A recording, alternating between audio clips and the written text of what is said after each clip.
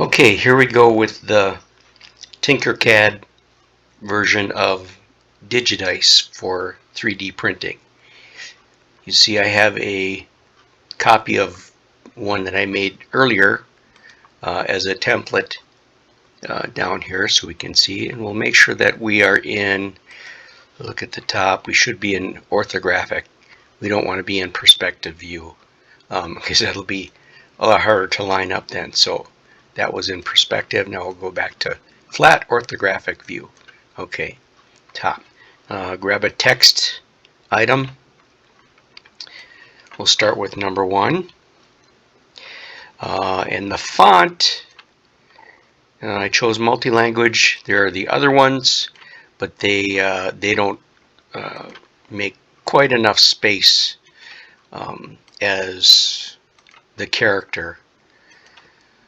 So, and it's just not as pleasing as the full multi-language. So we'll stick with that.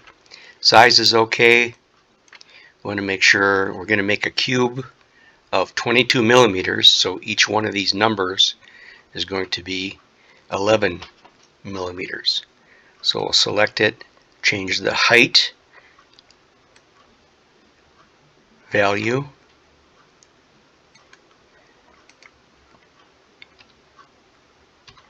to 11.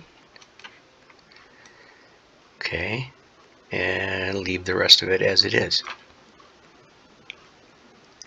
Because as we add 1 and then the opposite side, that will add up to 22 millimeters.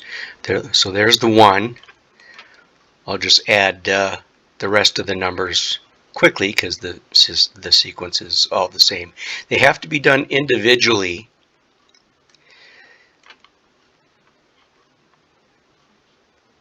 I'll just add the rest of the numbers individually because the sequence is all the same. They have to be done individually because you need to be able to rotate them all individually. If you just put one text line of 1, 2, 3, 4, 5, 6 out there, that will be a unit and you won't be able to do with it what you need to do. So here are the rest of the numbers.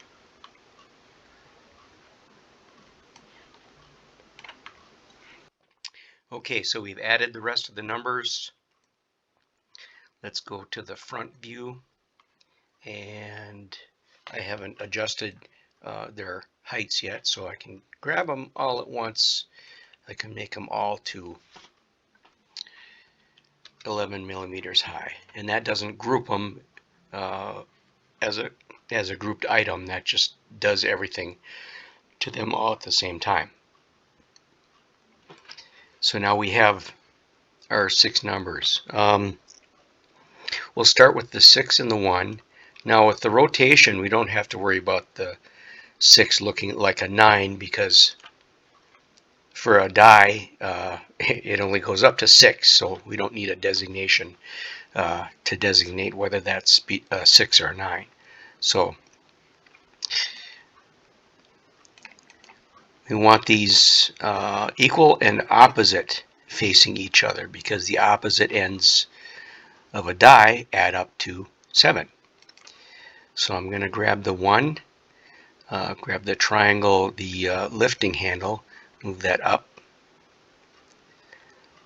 11 millimeters because that's the height of the 6 and that'll match that. And then I'm going to rotate it and angle that a little bit easier so we can see it better. So rotation has 2 levels. There's the outer ring, which is fine by degree, and the inner ring, which is more by 22.5 degrees each one. So I use the inner ring because it's more of a snap. It's easier to line up for sure. So the 1 and 6 are opposite. Let's see how that looks on the other side. See, the 6 is backwards, so we have to rotate that one also to face the outside. So I'm going to grab the 6, Grab this rotation handle here and rotate it that way. So now we have 1 and 6 opposite, facing opposite ways. Okay, now we'll do the same with the other 2 pairs. 2 will match up with 5. Let's turn the 2 around first before we place the 5 on top of it. Select the 2, rotate it so it faces the outside on the bottom. I went too far there, so I have to rotate it back. 1 snap there. Okay. And take the 5 and rotate it so that it's upside down. It should be snapped to 180. There we go. Pull it over there and pull it up 11 millimeters.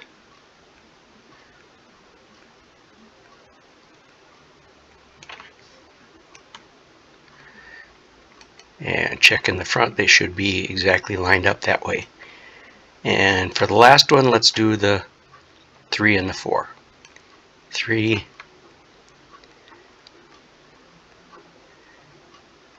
again, because that's going to be facing on the bottom, it will be facing out the other way.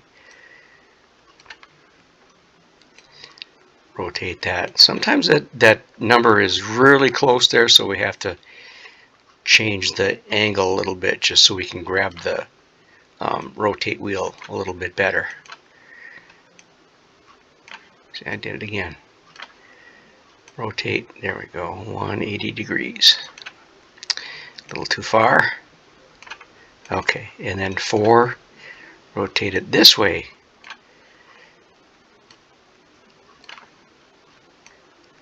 $180.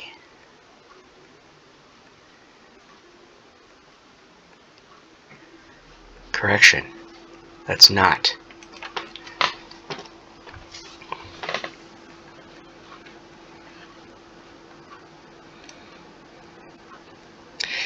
Move that over.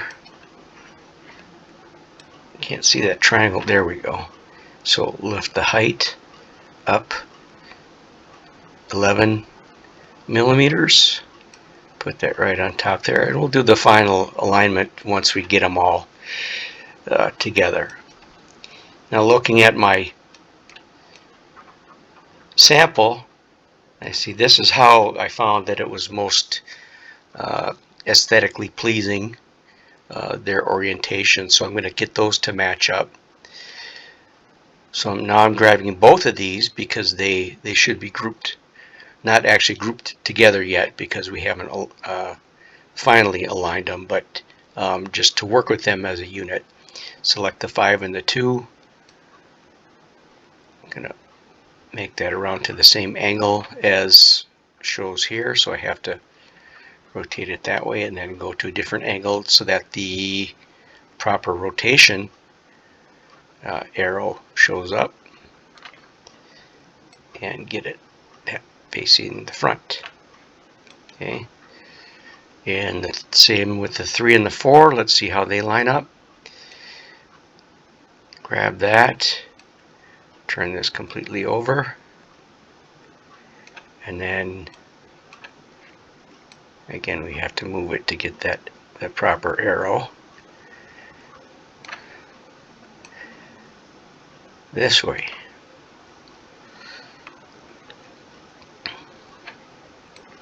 You can double check that 4. Yeah, that's right. So the tops of these two, the 3 and the 4, match, and they should be opposite. So I'm going to grab the 4 underneath. That's just the 4 now, not both of them, and rotate that back 180 that way. Alright, that's good. And let's see how the 1 and the 6 are lined up. Okay, the 6 is in this orientation, so we'll make a box to select these two as a unit, rotate it out that way, and see, this one's going to be hard to figure out. Oh, we want to go another 180 degrees in that direction. Again, grab both. Where is the arrow? We want to rotate it this way. There it is. Nope, that wasn't it. That one. Huh. Again, you have to, oh, there it is. You have to move around to find that elusive rotate arrow sometimes. Okay, so it looks like all those orientations match the sample cube. Now is the fun part.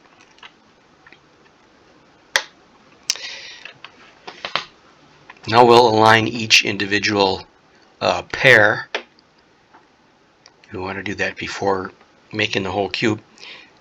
So select these two, align them in the middle top to bottom, and in the middle top to bottom that way. We do not want to align them this way because that will squish them into the center, and we don't want that.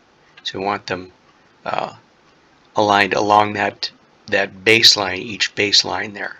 So now they're centered. Same thing with the 5 and the 2.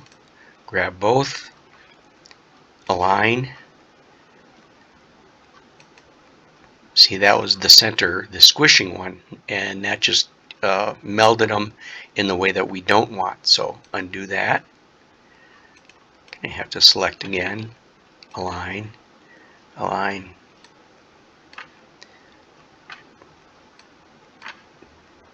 Top to bottom and side to side.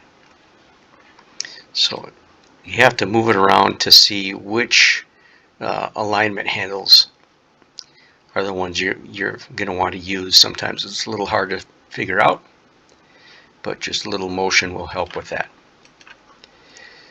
And lastly, we'll get the 3 and the 4. Align, align center this way, and align center this way. Okay.